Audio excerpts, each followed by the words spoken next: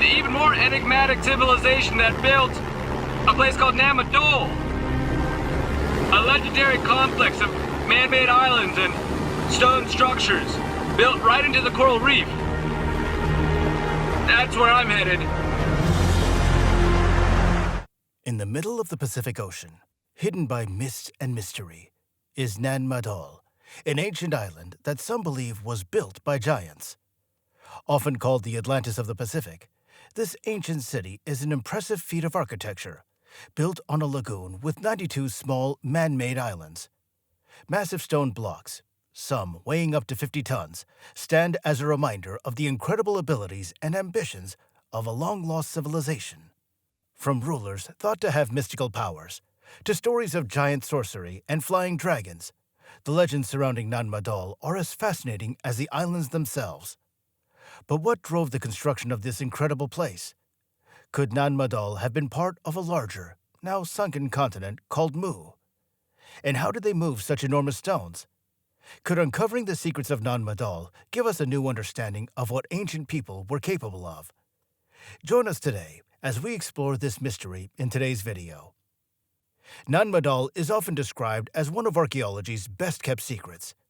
Located in the Pacific Ocean, southeast of Pohnpei Island, it consists of 92 artificial islands with huge walls, fortresses, and other structures built from large basalt rocks. These islands are connected by channels, covering an area of 28 square kilometers. The name Nan Madol comes from the Pohnpeian language, meaning the place in between. It's part of the Federated States of Micronesia, north of Australia, with Polynesia and Melanesia nearby.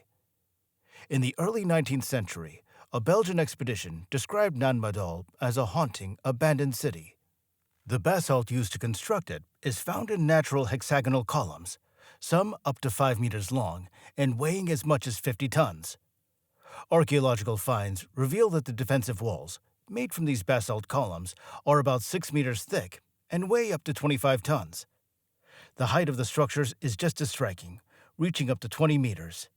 Nan Madol stands out as one of the most unique megalithic sites, and is the only one built on a coral reef.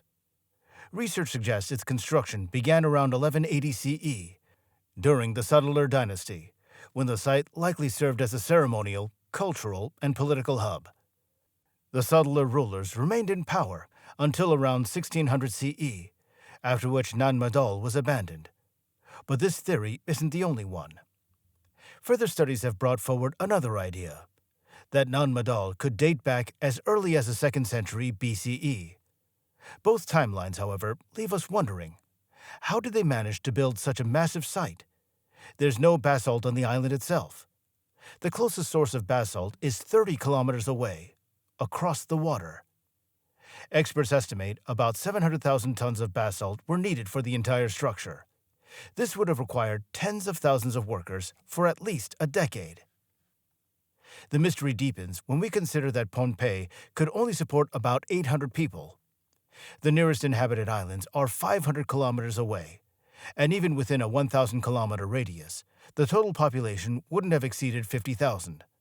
So under these conditions, constructing Nan Madol might have taken centuries, assuming the workers had the resources needed. This brings up yet another question. How did they transport such large stones over water using the vessels available at the time? One idea is that bamboo rafts were used. But when attempts were made to move stones weighing only 1 to 2 tons, the rafts sank, leaving this theory uncertain. Another theory suggests that the ancestors of the islanders may have migrated from the small island of Lelu, part of the larger Kosei Island, which is near Pohnpei. The structures on Lelu resemble Nan Madol, but radiocarbon dating shows that Lelu was built much later than Nan Madol, making it more likely that the migration went the other way around. Much of human history is known thanks to writings that researchers have uncovered, but that's not the case with Nan Madol. There are no written records from the time of its construction, because the region didn't have a writing system back then. Instead, the history of Pohnpei has been passed down through oral traditions, shared by generations of islanders. While carbon dating indicates that Nan Madol was built less than 1,000 years ago by the Settler dynasty, locals have a different belief. According to them, Nan Madol's origin is tied to a group of 7 men and 9 women who were guided by a spirit octopus to a small island in the Pacific.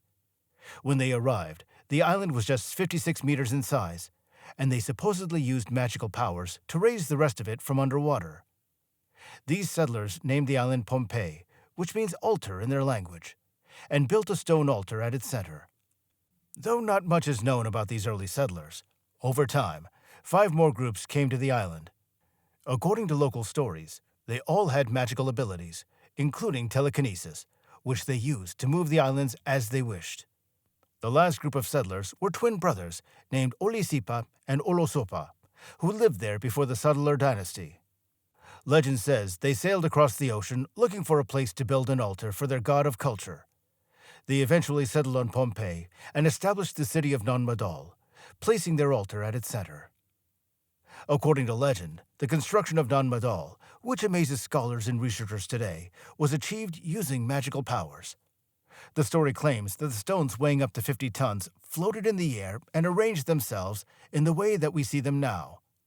It also says that after one of the brothers who built it passed away, the other declared himself king and married a local woman.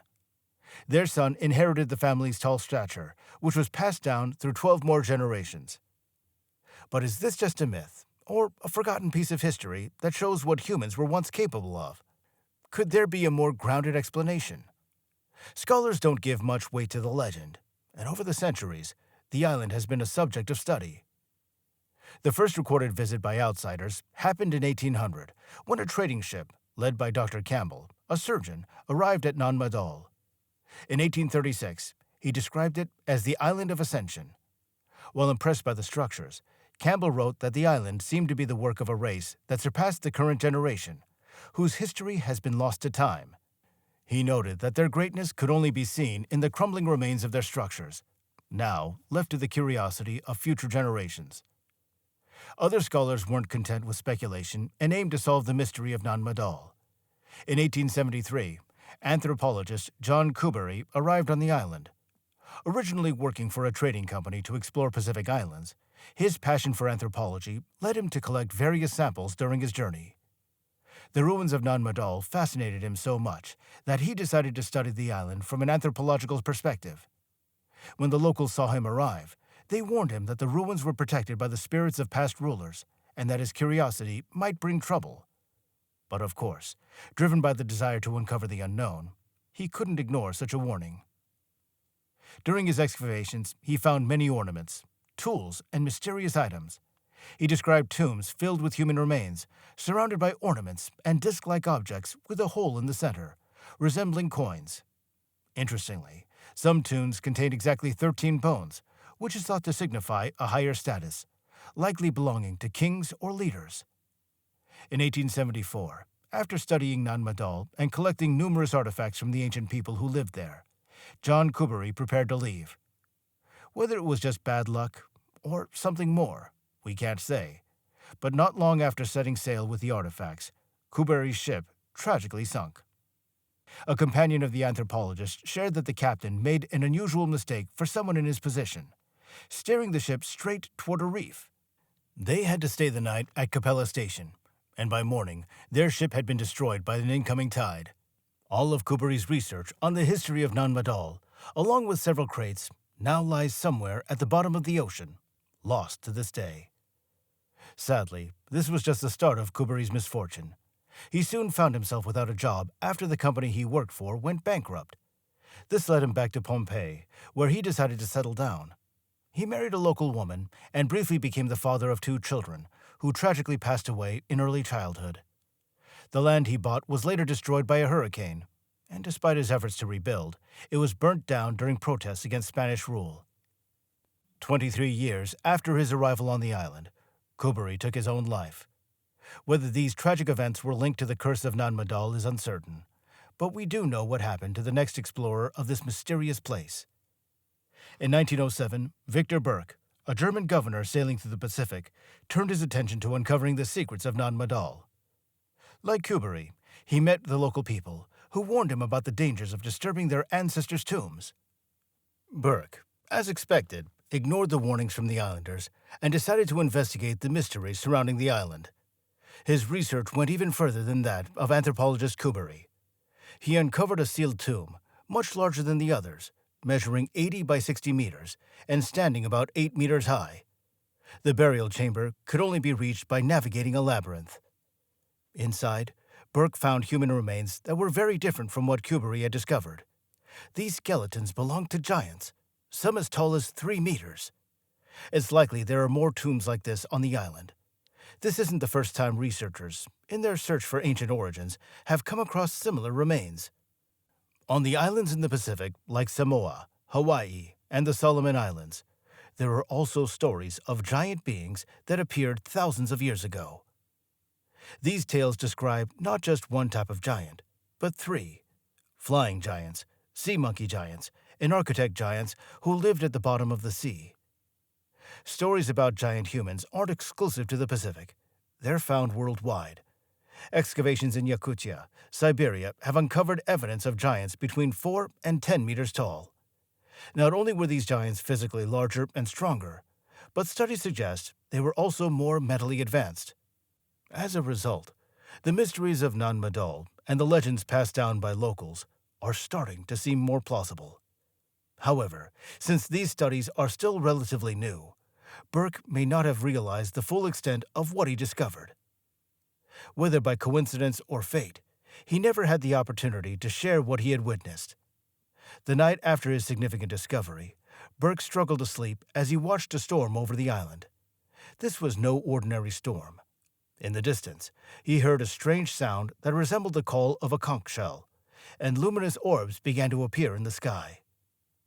The governor didn't think much of it at the time. The next day, as the warm tropical sun returned, he set off on another research mission to the tombs of Nan Madol. Unfortunately, he never reached his destination. On the way to the excavation site, he suddenly collapsed, his body lifeless, without any warning signs. Doctors were baffled and couldn't find a logical explanation for his death. Ultimately, they concluded that the climate had exhausted him and caused sunstroke. Yet this seemed unlikely, as Burke had spent many years navigating the Pacific Islands and was well accustomed to the weather conditions. The mystery of his death remained unsolved. Meanwhile, the discoveries about the giants of Nan Madol only fueled human curiosity. After World War I, Pompeii came under Japanese control, and once again, curiosity drove the Japanese to explore the mysteries of Nan Madol. Although not all their findings reached us, their investigations went beyond those of previous explorers. Sadly, much of the documentation gathered during this time was lost in World War II. With more experience and advanced technology, the Japanese began to understand that Nan Madol was just one piece of a much larger historical puzzle on the island. On the ocean floor, researchers uncovered the remnants of an entire city. They found enormous platinum coffers containing the remnants of giants. Then, in 1939, German researcher Herbert Riddle-Linger explored the depths of the Pacific Ocean and later described the entire landscape in his book, The Soundless Ocean. At a depth of 30 meters, scientists stumbled upon a sunken city that had previously gone unexplored in Nan Madol's history. Beneath the coral on the ocean floor, they discovered streets lined with stone arches, columns, monoliths, and remnants of houses. Although treasure hunters had previously visited the site, they could only catch glimpses of the incredible island that had been submerged for thousands of years, due to a lack of proper equipment and technology. However, the Japanese researchers had access to advanced technology, which allowed them to reach the precious metals sought by traders, including silver ingots and pearls, from this remarkable city. Legends about Pompeii speak of a last kingdom of giants lying deep beneath the ocean waves of Nan Madol. Just like the myths surrounding Nan Madol, these tales about the island of Pompeii have gained some credibility among skeptical scientists. Clear evidence of a race of giants has surfaced worldwide, and new discoveries continue to emerge. These findings come from various regions, yet the most intriguing question, where these giant beings originated from, remains unanswered. One captivating theory about their origins comes from French writer Denis Sora. He suggested that if another celestial body were to approach Earth, our planet's gravity would increase significantly. This change would result in stronger tides and floods. Along with these effects, all living things could grow larger. According to this theory, we could see an increase in gigantism among animals, plants, and humans, which might be linked to the effects of cosmic radiation. This radiation could potentially lead to transformations and mutations in living tissues. If we take a look at history, we can see that something similar has happened before. In 1902, Mount Pelée erupted on the island of Martinique, which is considered the largest volcanic disaster of the 20th century. The city of Saint-Pierre was engulfed by steam, volcanic gases, and ash in less than a minute, resulting in the tragic loss of around 30,000 lives. This disaster was followed by a rain of mud and ash. However, what's fascinating is that life on the island began to recover much faster than anyone expected. In fact, all forms of life in the area started growing to impressive sizes.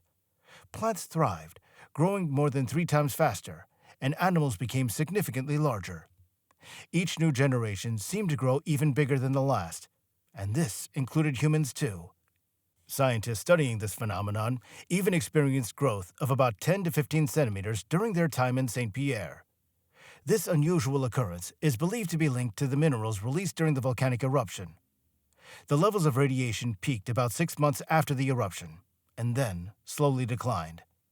Interestingly, plants and animals taken outside Saint-Pierre did not produce these giant generations. It seems that increased radiation can lead to remarkable mutations. Could something similar have occurred on the island of Pompeii? Are the legends of the giants mentioned in the sacred texts and ancient stories simply a part of our planet's history? Perhaps modern humanity is experiencing a kind of amnesia, striving to reconnect with its true nature and potential through every archaeological find and scientific exploration. The mysteries of these ancient civilizations often prompt us to question our understanding of history. With each archaeological discovery, we uncover fragments of a narrative that may redefine our perception of the past. The story of Nan Madol and its connection to giants is just one example of how ancient legends may hold grains of truth that resonate through time. As researchers delve into the ocean depths, they are likely to find more evidence that challenges conventional beliefs.